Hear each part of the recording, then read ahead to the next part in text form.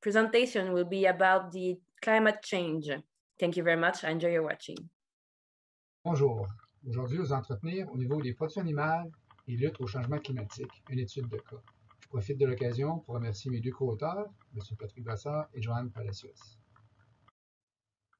Ma présentation va dérouler en 3 points: les émissions, les gaz à effet de serre en agriculture, les points d'action, et on va faire une étude de cas au niveau en utilisant la pyrolyse. Les émissions de gaz à effet de serre au Québec sont autour de 80 mégatonnes. Et on peut voir qu'on n'a pas encore atteint, on visait l'objectif en 2050, retour autour de 10, fait que c'est énorme, on n'est vraiment pas sur la bonne voie. Donc il faut essayer de revoir les manières de faire au Québec si on veut un jour arriver à la cible. En agriculture, de manière plus précise, de 90 à 2018, on est passé de 6,9 à 7,8 mégatonnes équivalent CO2. Ce qui est une augmentation. C'est sûr que la production a augmenté, mais on n'est quand même pas non plus sur la bonne voie. On n'est pas un secteur qui a eu des réductions. Donc, je pense qu'il faut s'y attaquer, nous aussi. Donc, par activité agricole, qu'est-ce qu'on a dans le 7,8 mégatonnes? On a du chauffage, on a la machinerie, on a la gestion des sols qui représente la grande majorité de nos émissions dans la grande de toutes nos filières, la gestion des fumiers et la formation empirique. Donc, si on regarde un peu les points où on peut jouer un peu, où on a un impact, c'est la gestion des fumiers, la gestion des sols agricoles et le chauffage. La fermentation théorique, c'est plus difficile. Donc, je cible les points d'action comme étant sur 3 points: la gestion des sols, la gestion des déjections et l'énergie pour le chauffage. Au niveau de la gestion des déjections, on a beaucoup étudié un peu partout dans le monde la séparation, afin, surtout quand tu es en gestion liquide, de séparer le solide du liquide pour pouvoir optimiser la gestion de l'azote et du phosphore. Ça, ce serait des avenues qu'il faudrait regarder de plus près pour les élevages du futur. Pour les réductions au champ, il y a plusieurs pratiques, mais en gros, il faut essayer de réduire, ou je dirais d'augmenter ou d'optimiser le cycle d'azote, de le rendre plus optimal pour réduire entre autres les gaz N2O et peut-être aussi séquestrer le carbone. Pour y arriver, on a eu beaucoup d'études dans le monde qui utilisent le biochar. Donc, une production de biochar, ça, c'est un produit qui est fait à l'aide d'un procédé thermochimique à température élevée et en absence d'oxygène. Sa séquestration permet de conserver le carbone durant une longue période d'années et améliore le cycle de l'azote dans le sol.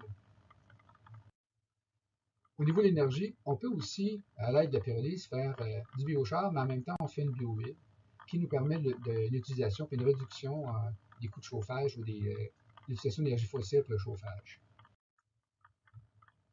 Ensuite, on a tout ce qui est résidus de culture. Qu'est-ce qu'on peut faire avec ça? Est-ce qu'on peut les réinsérer dans l'alimentation animale? Comment on peut les gérer pour réduire les émissions ou encore rendre toute notre chaîne de distribution plus efficace et éliminer les pertes? Il y a eu beaucoup d'actions dans ce sens-là, mais je pense qu'il faut encore accroître les actions dans ce sens-là pour être. Un coup qu'un produit est fait, il sort du champ, il faut s'assurer qu'il se rende jusqu'à l'assiette du consommateur. Éviter les pertes entre les deux parce qu'il est déjà produit, donc il faut s'assurer une meilleure transition.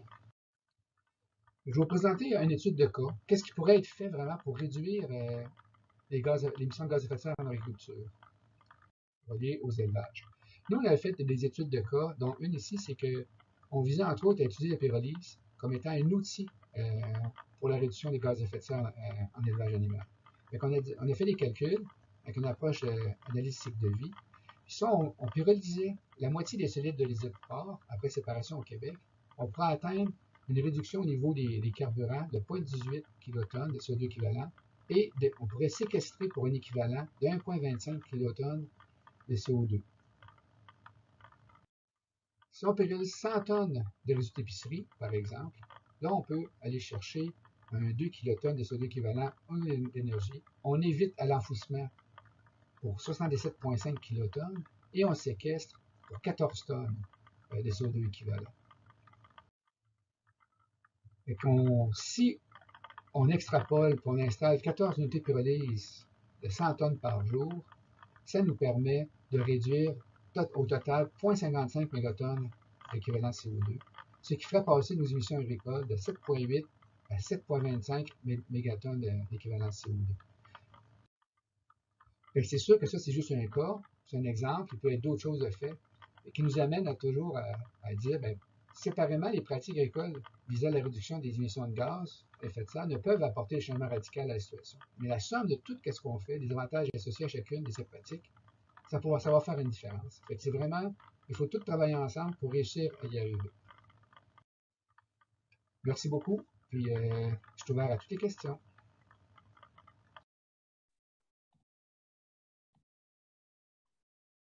Merci beaucoup, Stéphane, pour cette belle présentation. Thank you very much, Stéphane, for this great presentation. We can now start the question period. Je vais commencer avec une question de ma part. Pourquoi la pyrolyse et la séquestration par biochar n'est pas encore rendue une pratique très répandue à ta connaissance? Je pense que je dirais qu'il y a deux grandes raisons. Il y a une question économique, puis une question aussi de connaissances scientifiques à la limite, parce que, bon, la pyrolyse, en gros, c'est que c'est fait, c'est une réaction thermochimique, comme on a expliqué, qui est à haute température en absence d'oxygène. Mais à l'input, qu'est-ce qu'il faut que tu rentres dans le réacteur? Je dirais qu'il faut qu'il soit en général autour de 85 de teneur en matière sèche. Donc, c'est un produit qui est à 30 de teneur en matière sèche. Vous pouvez comprendre qu'il faut le monter à 85, donc le sécher. Puis ensuite, ça l'amène toute une gestion à la ferme différente. Qu'est-ce qu'on fait? Comment on amène ça de manière de réduire les coûts aussi, puis réduire l'utilisation de l'énergie.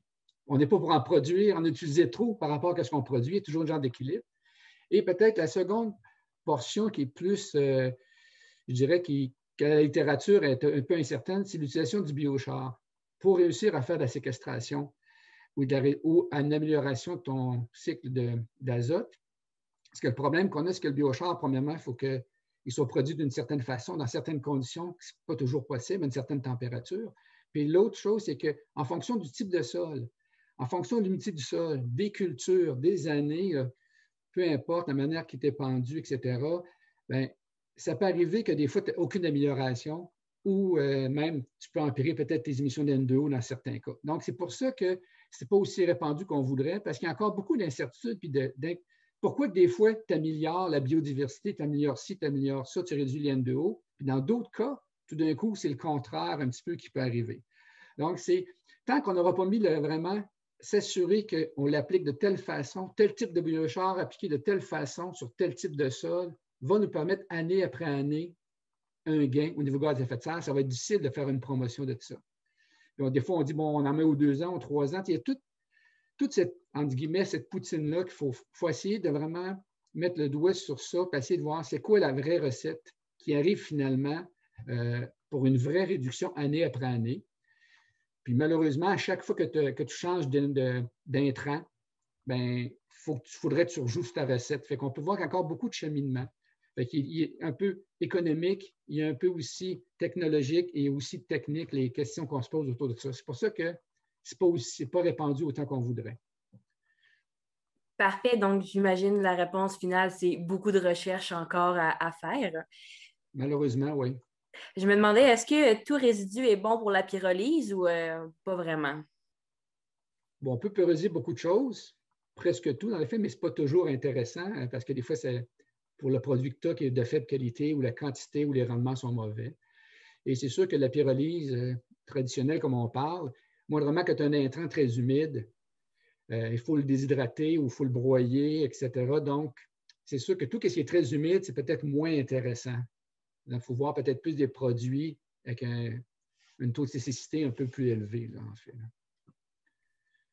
Parfait, merci beaucoup, Stéphane. Stéphane will be there for another presentation later. Oh, I have a question. De la part de Mme Guingamp. Merci, Stéphane, pour cette présentation. Peut-on envisager la pyrolyse à l'échelle de l'élevage? Bon, ma question, je dirais oui, mais ça dépend toujours de la grandeur de l'élevage. Parce qu'il y a toujours une question de quantité minimum. Et puis, nous, on avait regardé, c'est sûr que tu pourrais, à la limite, séparer, déshydrater à la ferme et pyrolyser et utiliser l'huile de chauffage directement en remplacement, l'huile de pyrolyse directement en remplacement de l'huile de chauffage ou en mélange, parce qu'on a obtenu dernièrement une qualité de biohuile, vraiment, nos recherches continuent, puis la qualité obtenue des biohuiles est vraiment intéressante. Elle peut être mélangée avec de l'huile à chauffage. Donc, oui, ça se fait à la ferme, mais ça dépend aussi de la grandeur de la ferme, parce qu'il y a comme un coup de base, là. Puis la pyrolyse, c'est à la fois simple et complexe. Donc, si le producteur doit, son entreprise est trop petite, et il faut quand même avoir un œil là-dessus. Donc, si ton entreprise est petite et tu fais tout, tu travailles au champ, tu travailles avec les animaux, et ajouter ça, je pense que ça ne se fait pas. Ça prend une certaine taille minimale d'entreprise pour y arriver. Mais c'est possible, parce que ce n'est pas très high-tech. Ça peut se faire à la ferme, mais ça prend une taille de ferme, je pense, assez plus raisonnable. Parfait, merci beaucoup Stéphane. Donc, M. Godbout va être présent pour une autre présentation plus tard. Si vous avez des questions, n'hésitez pas à les demander. Mr. Godbout would be there later. If you have a question, you can ask them after. We will now go with the next presentation from Paolo Armando. This presentation, unfortunately, will only be in French. If you have a question, you can ask them in English. At the end, I will be pleased to answer you. La prochaine présentation va être de M. Paolo et elle va être en français seulement. La présentation est sur les émissions de gaz dans la production porcine, phase porcelet à l'engraissement au Brésil. Merci beaucoup et une bonne vision. Bonjour à tous. Je tiens à remercier les modérateurs Modé Gendron et Stéphane Godbout pour m'avoir invité à faire une présentation sur les émissions de gaz produites dans la production de porc au Brésil.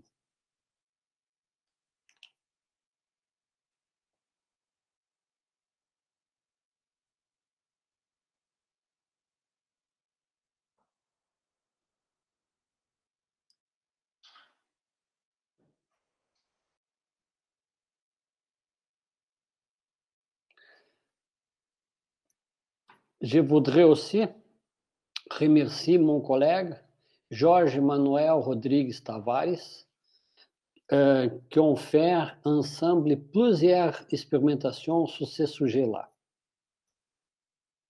Je commence à présenter la participation de la production brésilienne dans le monde.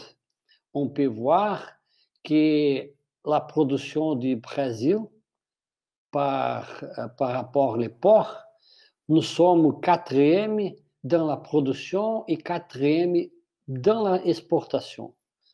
Le Brésil est un pays plus important pour la production de la viande. On peut voir ici l'abattage de porc au Brésil en 2019. On peut regarder que la grosse production, le gros abattage de porc est dans le sud.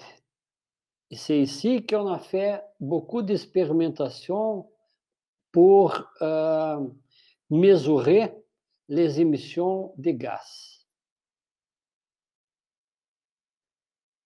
Nous avons développé des expériences pour la mesure des émissions de gaz à effet de serre dans le sud du Brésil, dans les fermes commerciales de production de porc. Les travaux ont été menés pendant plus de 4 années consécutives. Nous suivons également online plusieurs élevages de porc dans la phase de porcelet et d'engraissement.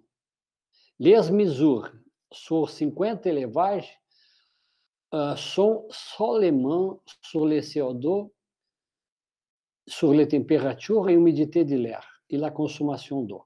L'objectif de cette présentation est de montrer les émissions de gaz dans la condition réelle de production de porc au sud du Brésil.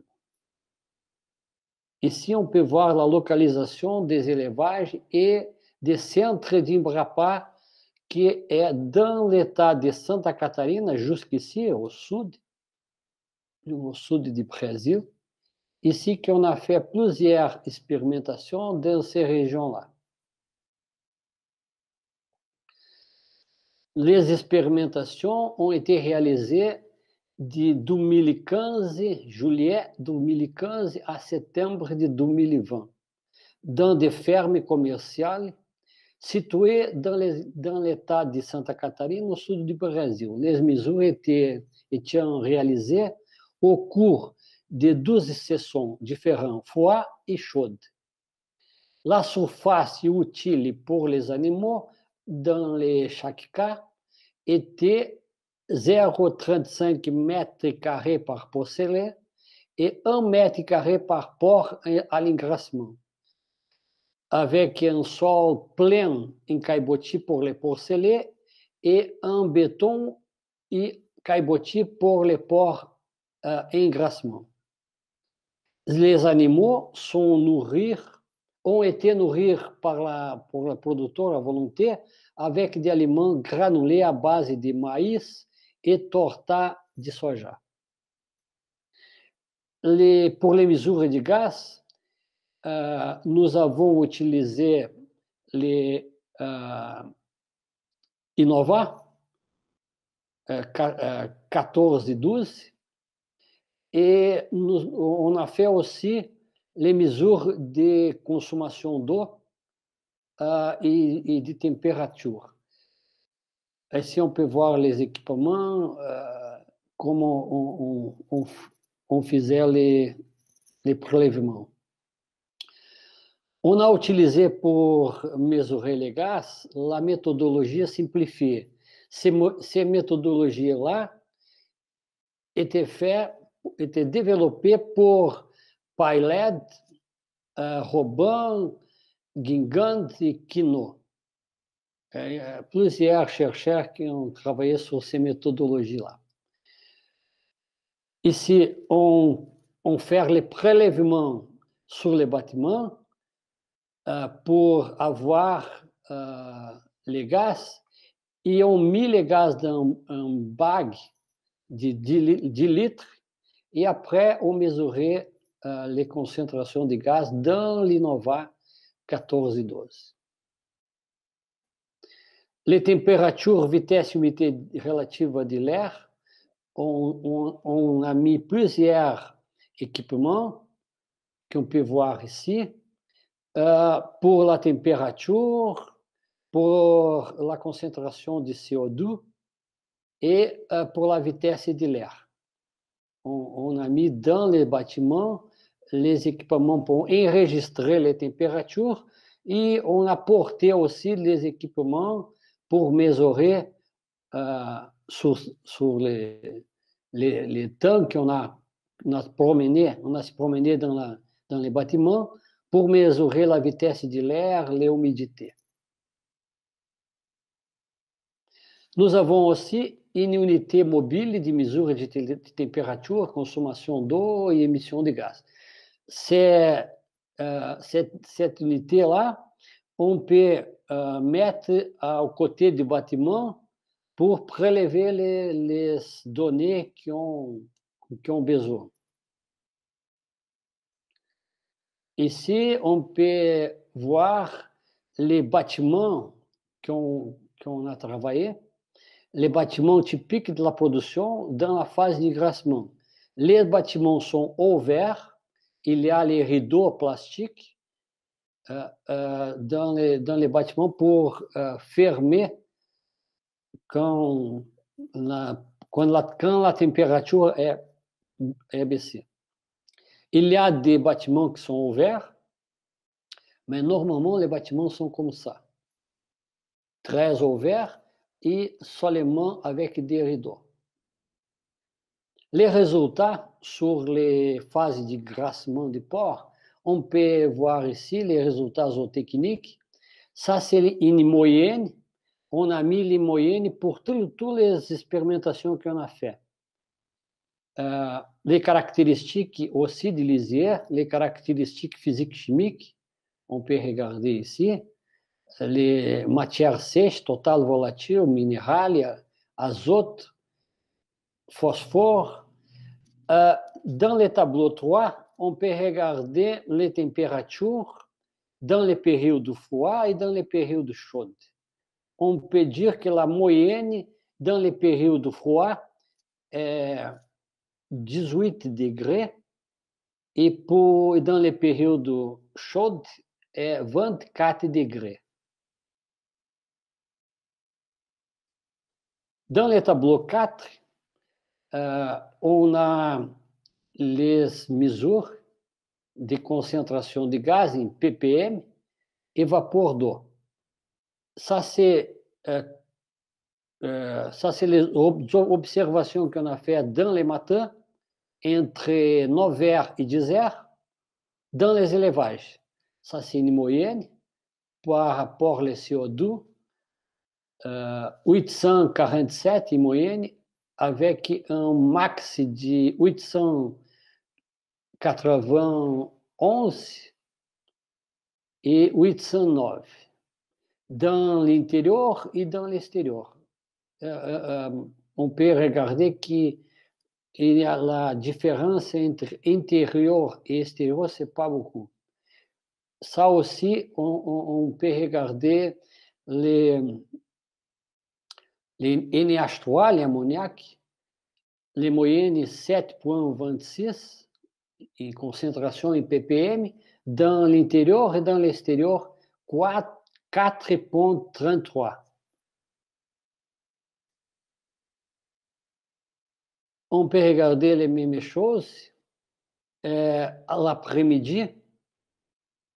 Le tableau 4, c'est le matin, et le tableau 5, c'est l'après-midi. On peut regarder ici le CO2, 808, et dans l'intérieur et dans l'extérieur, 577. NH3, 7,59 et dans l'extérieur, 4,45. On a calculé aussi les émissions de gaz. Ici, c'est les résultats par rapport au CO2 et les autres gaz. N2O et méthano CH4 et aussi pour ammoniac NH3. On peut regarder la moyenne. La moyenne pour CO2, c'est 645, 0,18 pour N2O et pour NH3, 3,29. Maintenant, on peut regarder par rapport aux travaux qui sont développés pour plusieurs chercheurs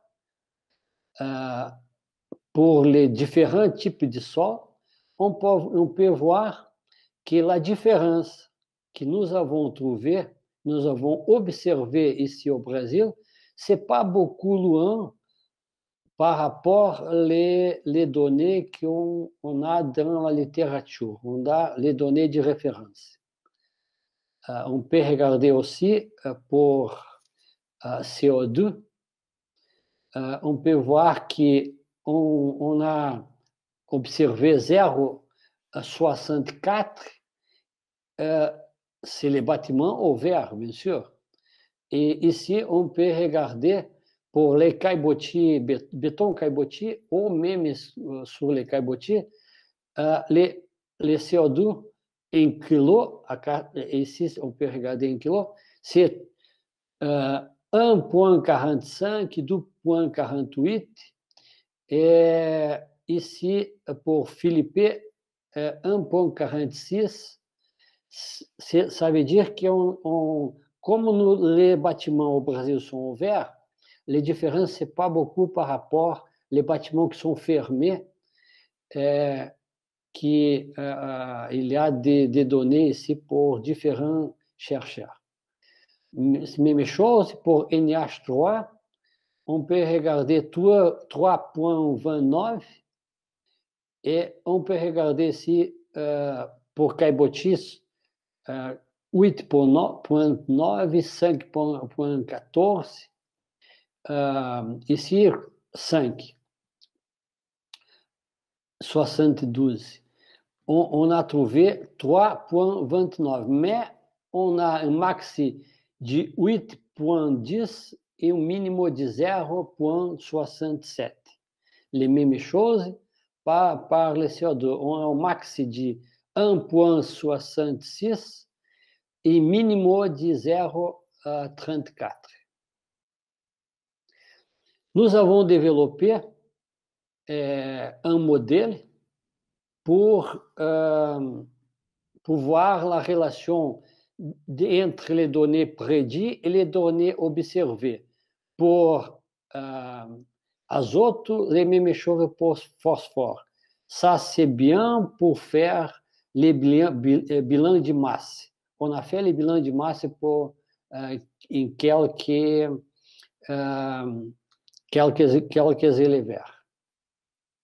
Je n'ai pas mis ici, j'ai mis seulement les données des émissions de gaz.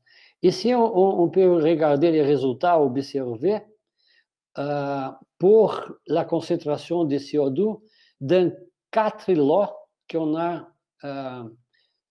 suivis pendant plusieurs mois. Ici, on peut regarder normalement la concentration de CO2 ici dans la production de porc est entre 500 à 1600. 1600, 2000, quelquefois, il y a des pics dans 2000. C'est la concentration dans l'intérieur du bâtiment. Ici, j'ai mis les résultats observés.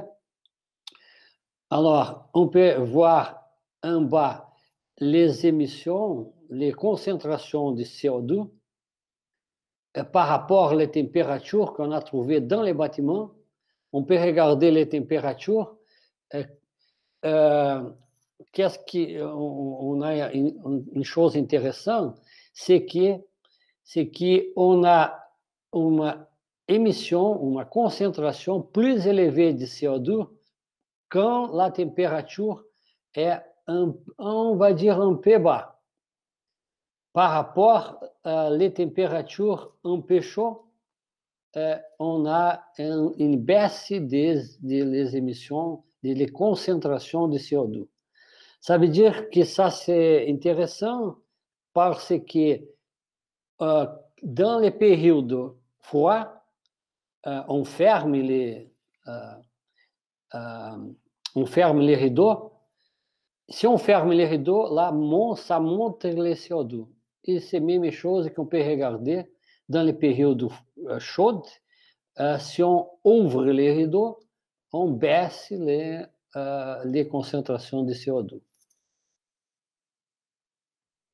Maintenant, on va voir les données, les émissions de gaz sur les bâtiments de porcelaine. C'est la phase de porcelaine, pós-sévrage. Ici, c'est les bâtiments typiques qu'on a travaillé, qu'on a fait des observations. Toutes les expériences qu'on a fait sur ces typiques de bâtiments sont fermés avec les rideaux. Quand la température baisse, quand la température monte, ça ouvre ou ferme les rideaux. Même chose, ça c'est les résultats zootechniques. Les points d'entrée, les points de sortie. Dans les porcelaines, les entrées de porcelaine sont une moyenne de 7 kg et sortir 24, 25 kg. La température qu'on a travaillé, l'intérieur est une moyenne de 24 degrés, dans l'extérieur, une moyenne de 18 degrés.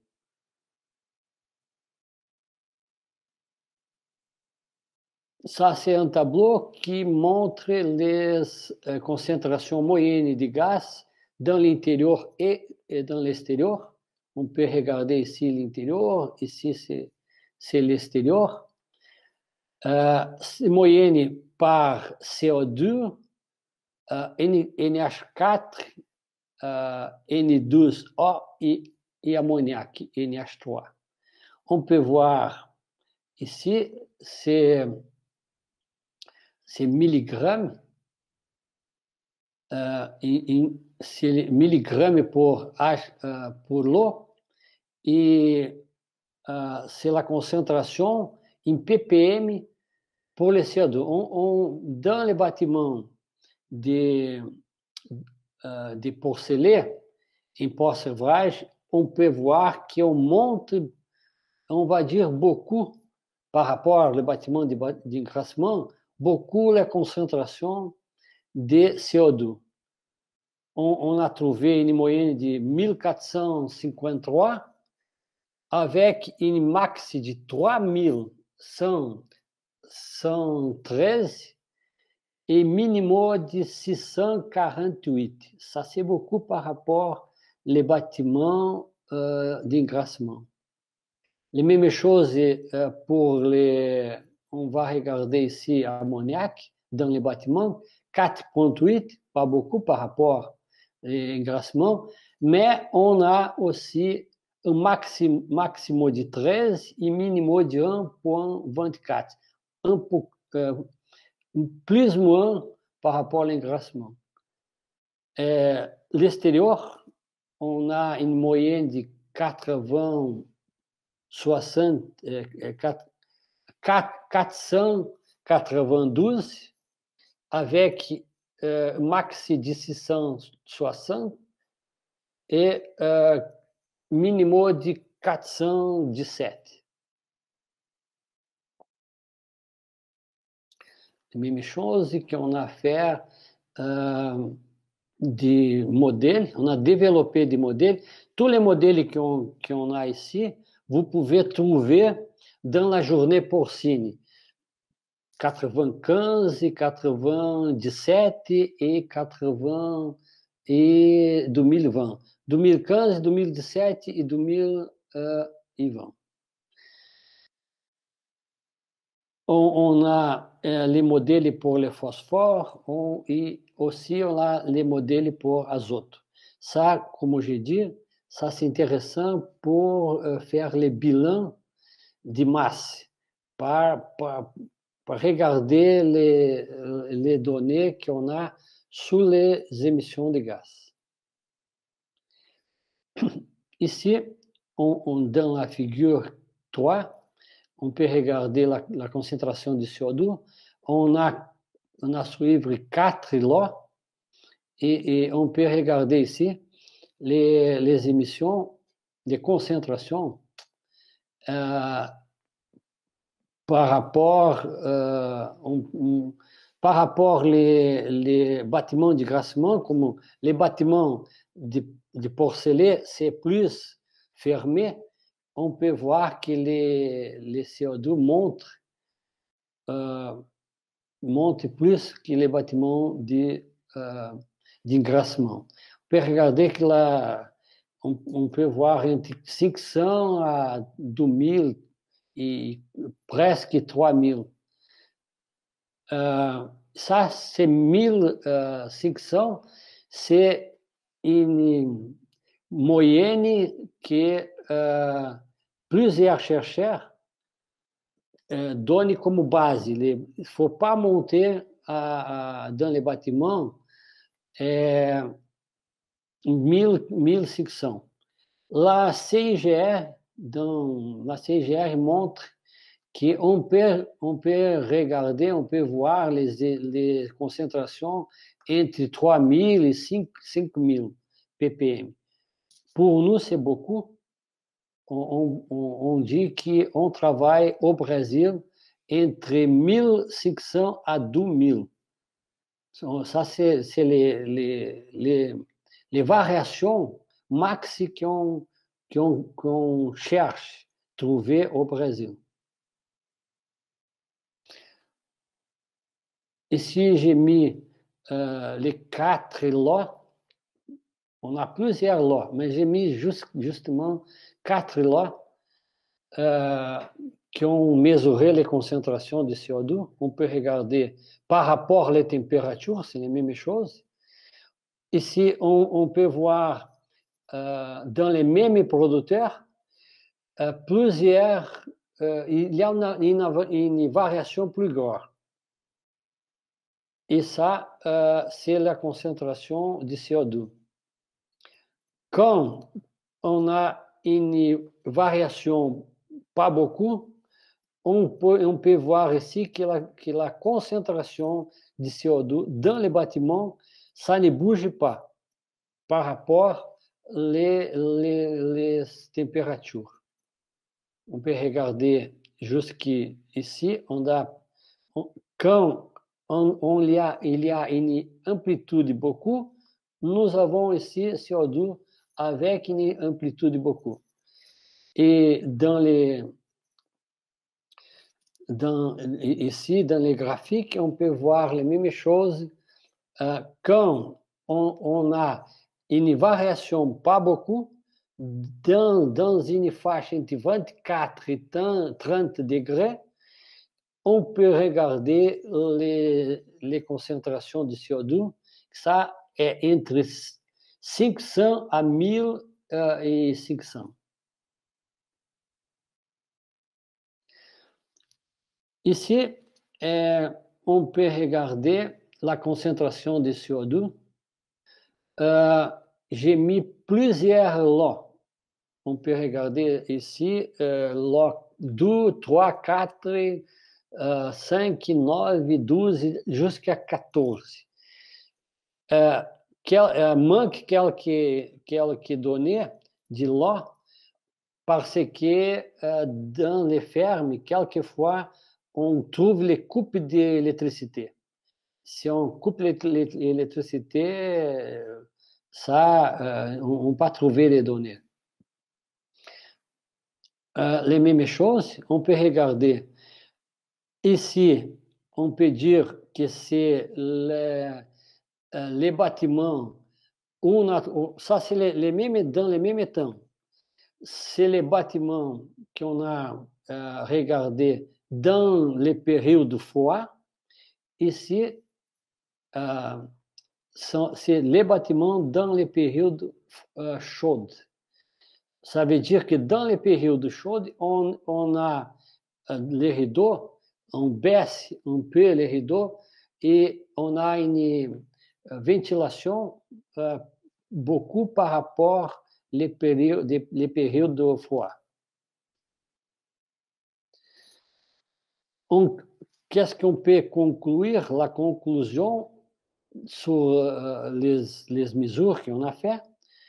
Les mesures de gaz réalisées dans les bâtiments de production porcine, dans les phases de porcelet et post-sévrage et engraissement des porcs au sud du Brésil, nous a mené à constater que dans les bâtiments à ventilation naturelle, la température et l'humidité relative de l'air pendant la journée à l'intérieur du bâtiment présente une forte variation et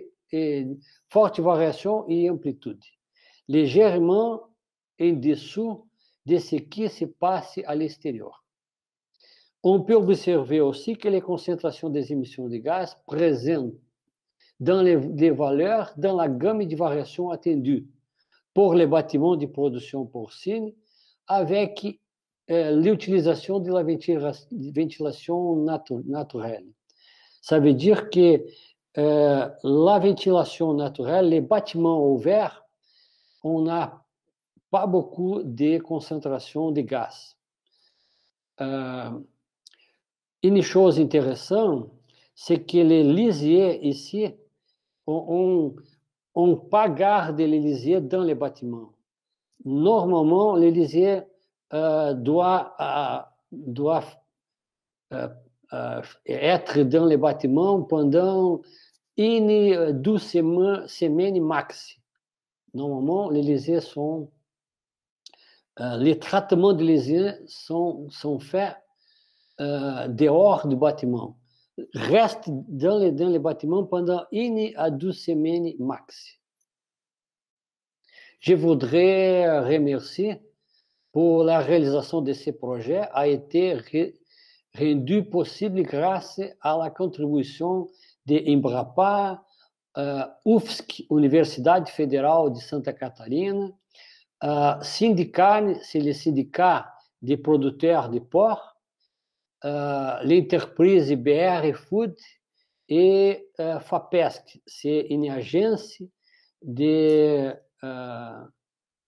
d'investissement dans les domaines de recherche. Merci beaucoup pour votre attention.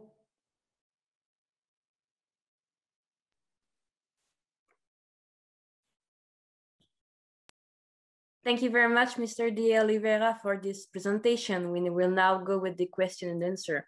Merci beaucoup, Monsieur De Oliveira, pour cette présentation et merci plus particulièrement de l'avoir faite en français, c'est très apprécié. Nous allons aller maintenant avec la période de questions et de la période de questions. Donc, je vais commencer avec une question de ma part.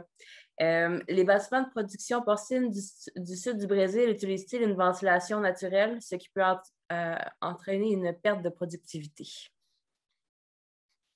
Bonjour. Bonjour à tous. Bonjour,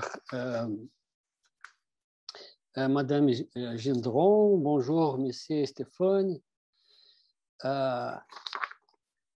Excusez-moi pour faire une présentation plus grande, mais je pensais que c'était... si je sais que la présentation c'est 15 minutes max, pardon. Bon, les bâtiments pour la production du porc dans les années 80-90 sont des bâtiments très simples, hein, qui ont profité du climat de la région. Au sud, nous avons la chance d'avoir une bonne partie de l'année un climat favorable pour la production de porc en phase de grassement, même aussi pour les phases de porcelet. Car la température moyenne est comprise entre 16 et 18 et moyenne 22-24 degrés. Et est vrai que l'hiver et certaines nuits de l'année, nous devons réchauffer les environs pour les porcelets. Actuellement, le système de production de bâtiments au Brésil commence à se transformer en bâtiments fermés avec des contrôles automatisés de l'environnement. Ça, pour entraîner la productivité, la ventilation naturelle, les producteurs et l'industrie aussi commencent à voir pour montrer la productivité, il faut fermer, il faut contrôler l'ambiance interne. C'est ça qu'on commence à faire maintenant. Merci beaucoup pour votre réponse et aucun problème pour la présentation plus longue. Elle était très intéressante et enrichissante. Nous allons continuer avec la question de Mme Guédin. Elle vous dit merci Paolo pour cette présentation très intéressante. Les mesures de l'ambiance ont-elles été réalisées les rideaux fermés ou ouverts? Bonjour Nadine, je suis content de te voir. Et les bâtiments sont dépendent, c'est l'après-midi ou les matins. Les matins, normalement, les bâtiments de porcelaine, porcevrage, c'est un peu ouvert. Si c'est l'hiver, c'est fermé et c'est ouvert à l'après-midi. Les matins, normalement, pour les porcelaines, sont fermés. Quelquefois, ils laissent 25 cm, pas beaucoup, les rideaux. Et pendant l'après-midi, on ouvre parce que la température au Brésil, même dans l'hiver, les matins, on trouve 8 degrés, 5 à 8 degrés, mais l'après-midi, ça monte à 20, 24 degrés. Merci beaucoup pour cette réponse. Je vais être obligée de vous couper ici puisqu'on a un petit problème de temps. Vous allez avoir une autre question de Mme Guingamp à répondre en privé si ça ne vous dérange pas. Merci beaucoup, monsieur, pour vos réponses et pour votre présentation. Puis Daniela wants to congratulate you for your presentation. Donc, merci à tout le monde. Nous allons passer à la prochaine présentation de monsieur Stéphane Godbout sur l'élevage 2.0. Next presentation will be from Mr. Stéphane Godbout on the 2.0 growing? Thank you. Bonjour. Aujourd'hui, je vais vous entretenir à propos des élevages 2.0. Le titre de présentation est Intégration des innovations pour redéfinir le paradigme de la production animale au Québec. Je profite de l'occasion pour remercier mes deux co-auteurs, Joanne Palacios et Maud Gendron. L'objectif de la présentation aujourd'hui, ça serait de tenter de mettre en lumière les contraintes et défis en production animale au Québec, de cibler l'apport possible de nouvelles technologies ou de la recherche. En trame de fond, qu'est-ce qu'on a? On a l'animal, son bien-être, la productivité, son alimentation, la gestion des déjections. On a l'environnement dans cette matrice, par exemple les gaz à effet de serre, la qualité des sols et de l'eau. On a les attentes et exigences des consommateurs, entre autres face au bien-être animal, comme on connaît. Le consommateur aime beaucoup les produits biologiques. On parle de marché court, marché local, etc. Et on veut tout ça à un prix raisonnable. Au niveau contexte mondial, on a toute une mondialisation aujourd'hui. Les pays en voie de développement n'ont pas les mêmes exigences que les pays développés. On a les pandémies ou autres crises mondiales qui impactent sur notre marché, sur le prix de nos produits. En ça, on a un couplage de la rareté de la main-d'œuvre, autant en quantité qu'en expertise, qui se fait de plus en plus rare.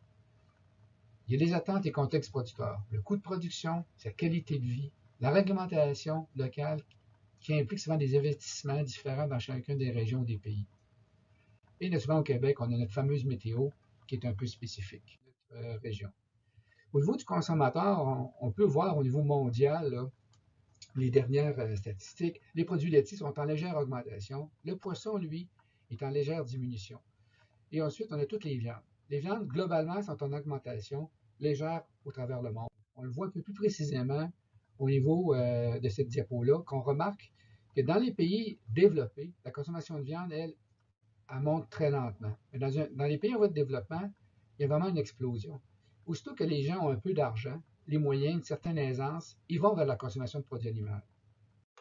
Donc, ce n'est pas demain que, d'après moi, qu'on va avoir une élimination de la consommation de produits animaux dans le monde. On a aussi tous les changements climatiques, l'impact du réchauffement. Ça touche la croissance des animaux, les productions, par exemple, de lait, la reproduction aussi. Ça pousse à adapter les animaux, peut-être, au niveau de la sélection, et ensuite toutes les maladies qui risquent d'avoir une plus grande récurrence à cause des réchauffements, l'approche d'insectes nuisibles, etc. Tout ça, là, ça entraîne un impact, ça entraîne une réduction de la production et des pertes économiques probablement pour le producteur. Bon, on fait face à une utopie. Il faut aussi, là-dedans, il faut penser aussi que le consommateur, ses choix sont un peu aussi émotifs. Il faut être très prudent vers qu'est-ce qu'on fait, qu'est-ce qu'on montre. Le consommateur veut le bien-être de l'animal, il veut des systèmes en liberté, mais d'un côté, on a la polarisation de certaines idéologies, on a des activistes. Puis aussi, il ne faut pas oublier que quand on change des méthodes de produire, on peut avoir un impact possible sur la qualité de l'air, de l'eau et des sols. Comme on a mentionné tantôt, il y a une tendance d'un pays développé de manger moins de produits animaux. Bon, la protéine, si elle n'est pas prise du côté animal, elle va être prise de où? Dans le côté des pays en voie de développement, eux, ils vont vers la protéine animale. Donc l'impact, il peut y avoir un impact différent sur les sols et les cultures. Il va falloir, si on va plus vers la consommation de produits végétaux, il va falloir revoir nos types de cultures qu'on fait. Ensuite, on veut aussi, le producteur, entre autres, en Amérique du Nord et au Québec, il vise une grande sélection de produits, puis il aimerait ça les avoir à l'année quand c'est possible. Fait que pour les produits végétaux, ça peut apporter des maraîchers et autres, ça peut apporter des problématiques. Au niveau animal, c'est peut-être moins important. On a aussi tout le genre de grands mouvements vers les cycles courts et les marchés locaux qui peut avoir un impact sur le producteur et sa manière de faire. Des marchés à la ferme, peut-être un jour. Dans tout ce contexte-là, on va avoir ça au plus bas possible. Parce que c'est pas vrai que le consommateur, il n'y a pas de limite. Il y a un plafond qu'il ne faut pas dépasser au niveau du produit. Au cœur du débat, il y a l'animal.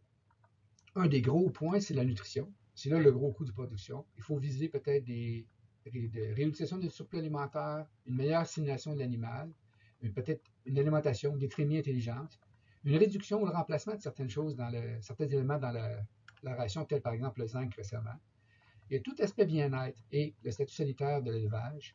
On peut penser à l'utilisation de nanotechnologies pour éviter la contamination, Il faut penser à la liberté de l'animal, l'enrichissement des jouets, l'utilisation de biosenseurs ou de senseurs, tout ça dans le but de vraiment contrôler ou élever notre animal selon qu'est-ce qu'il ressent.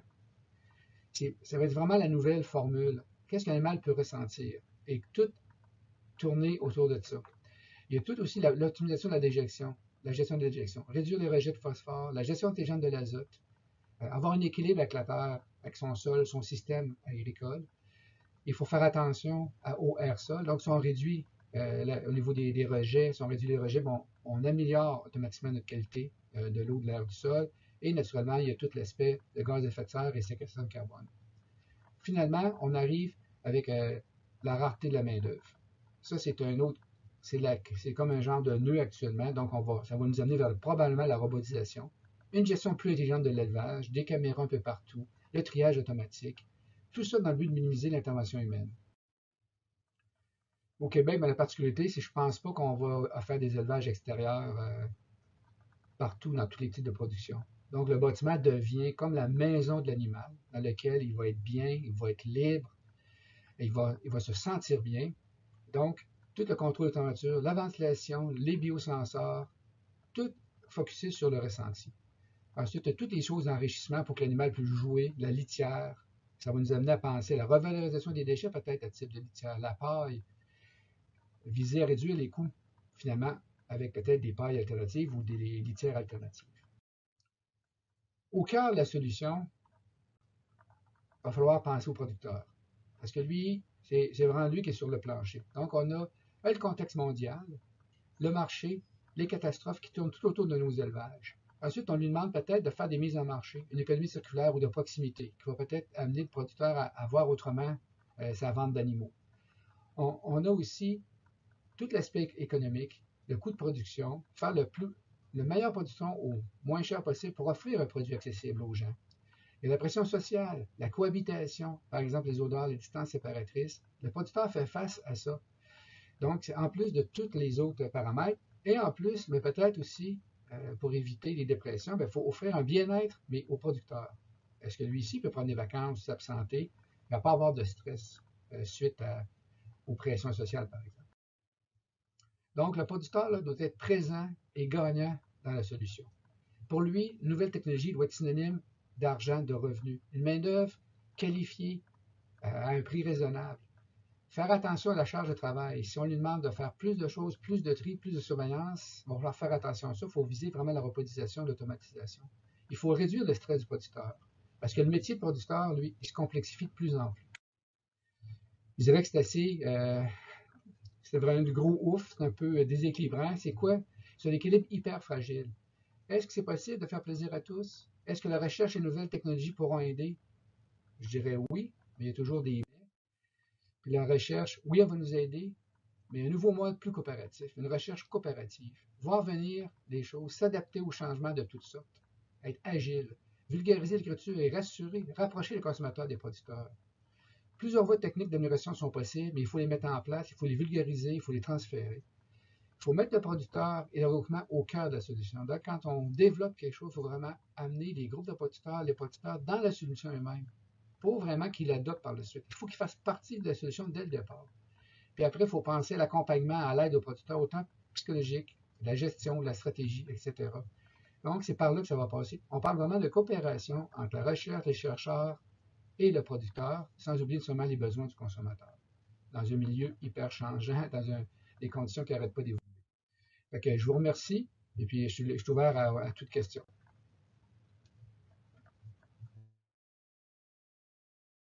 Merci beaucoup, M. Godbout, pour cette présentation.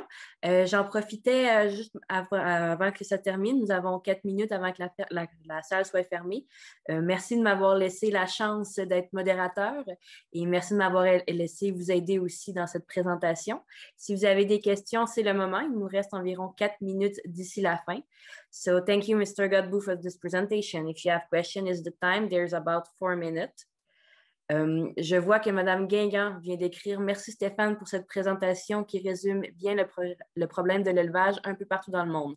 Ne faut-il pas envisager aussi un peu d'ouverture vers les consommateurs pour les sensibiliser vis-à-vis de ces problèmes? » C'est une bonne remarque, une bonne question. Je dirais, oui, effectivement, je l'ai peut-être oublié. Il faudrait peut-être tenter désinformer peut-être plus sur les pratiques, les efforts qui ont été faits, effectivement. Puis eux, peut-être aussi, leurs exigences vont peut-être être s'ajuster ou s'adapter en fonction de ce qui peut être offert. Parce que des fois, c'est vrai que s'ils ne sont pas au courant, ils vont peut-être demander des choses qui, peut-être, ça va être difficile aux producteurs et aux productrices de répondre. Peut-être que oui, effectivement, un meilleur transfert avec les populations, que les citoyens ordinaires, entre guillemets, de mieux connaître qu'est-ce que les contraintes d'agriculture, les saisons, les contraintes de la pluie, etc. Je pense, oui, effectivement, Mme Guingamp a raison. Peut-être qu'on devrait peut-être plus les insérer dans la boucle, effectivement. Je vois Mme Vasseur avec la main levée. Je vais vous laisser prendre la parole. Merci Stéphane pour le wrap-up. C'était sympathique de t'entendre parler sur ces questions-là. Ma question pour toi, c'est il y a beaucoup d'automatisation déjà dans les élevages, notamment pour essayer de diminuer la charge de travail du producteur. Moi, ce que je voudrais savoir, c'est quoi qu'il faut pour améliorer l'impact environnemental en termes d'automatisation. Est-ce qu'on peut faire ça facilement? J'ai l'impression que ça fait longtemps qu'on fait de la recherche sur le sujet. Est-ce qu'il y a des outils technologiques qui permettraient vraiment d'avoir un impact en production animale? Oui, c'est une mauvaise question. Moi, j'ai l'impression qu'il y a toujours une question de coût. Il existe beaucoup de trucs, mais il y a toujours une question de coût. Parce que, entre autres, dans le cas du porc, là, où tu n'as pas ton prix garanti nécessairement, c'est plus difficile d'investir. Puis, naturellement, tout ce qui est gaspillage à intrants, il faut vraiment regarder. C'est-à-dire qu'il faut, quand il rentre quelque chose dans le système, il faut s'assurer de tirer le maximum. Que ce soit l'alimentation d'animal, que ce soit le produit lui-même ou l'animal lui-même sur la table. Il y a encore beaucoup trop de pertes. On parle parfois de 50 de ce qui est produit est perdu quelque part dans le système. Puis on ajoute les rejets de la table. Je pense qu'on passe à quelque chose comme 50 ou 60 comme Mme Galvez disait. Fait que ça a un non-sens. On ne peut pas vivre dans un système qui est à 50 efficace. Je ne sais pas. Au niveau environnemental, je pense qu'il faut travailler au niveau des rejets, mais il faut aussi travailler au niveau de l'efficacité de toute notre chaîne alimentaire. Comme je mentionnais dans ma conférence, quand un produit est fait ou sort du champ, il faudrait essayer de ne pas le gaspiller. S'il ne peut pas se rendre chez le consommateur, est-ce qu'on peut le redonner à l'animal? Est-ce qu'on peut en faire du biocharbon, des carburants, des matériaux? Qu'est-ce qu'on peut faire? S'assurer que quand c'est produit, avant de le jeter, il faut tirer le maximum de ce produit-là. Et je pense qu'on ne peut pas penser vivre dans un système qui est à 50 efficace. On ne peut pas penser ça. Là. Merci beaucoup, Stéphane, pour cette réponse. Il reste 1 minute, donc si tu voulais faire un mot de la fin, ça serait maintenant. Je voudrais remercier tout le monde d'avoir participé et de la formation. Surtout que tout ce que les gens ont présenté, c'est pertinent, intéressant, puis surtout très up-to-date, très à jour. Puis je pense que j'ai bien aimé tout le symposium, puis désolé d'avoir tordu des bras quelques gens pour présenter, mais il fallait faire... Puis dans une nouvelle formule que je n'étais pas habitué, avec un virtuel, qu'au départ, j'étais un peu réfractaire, mais je pense que finalement, en bout de ligne, ce n'est pas si mauvais. Je suis très content. Puis pour la suite, pour ceux qui ne sont pas peut-être tout trop faits, le symposium est en partie financé par le ministère de l'Agriculture. Et le but, justement, c'est de prendre l'information que vous avez tous fournie, faire un genre de documents ou d'informations qu'on transférait aux associations de producteurs, aux producteurs eux-mêmes pour qu'ils voient un peu ce qui se fait. Puis là, j'ai pris les remarques d'un peu tout le monde, peut-être même envisager de faire quelque chose de plus vulgarisé pour les consommateurs, peut-être même aller plus loin. Mais c'est un peu ça. Tout le monde a le nouveauté, puis ça bouge un peu. C'est ça le but du symposium qui est en partie en français, là, naturellement pour ça. Je pourrais dire quelques mots en anglais, peut-être, bon, pour terminer. So I would like to thank to all, everyone, and for the information and the attendee. The information that were in place was very interesting and up to date. So many thanks for all presenters and attendees. For your information, this symposium is funded by the Agricultural Department of Quebec government, and the information issue of this, maybe the summary will be done by using the information of the symposium today to put in place some special transfer day or transfer information activities to inform the producer and the farmer association about the new and recent technology or practices and where we are going in agriculture. And maybe, well, maybe inform also the consumer using this information to maybe give some more recent information to the consumer. So thank you very much, everyone, and have a very nice meeting for in the afternoon and tomorrow. Merci et à la prochaine.